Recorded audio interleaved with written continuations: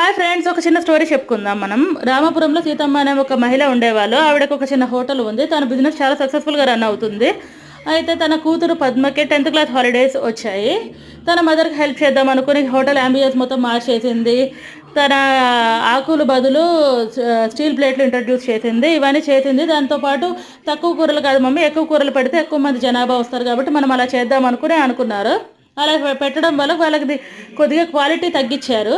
ఇలా చేయడం వల్ల కస్టమర్స్ కొత్తగా రావాల్సింది పోయి వచ్చిన వాళ్ళు కూడా తగ్గిపోతూ వస్తున్నారనమాట.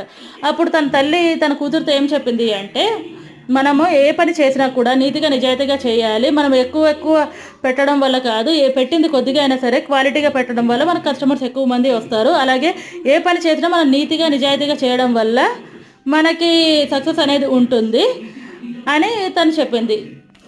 పిల్లలకి మనం బెడ్ టైం స్టోరీస్గా నీతి కథలు చెప్పడం మంచిది.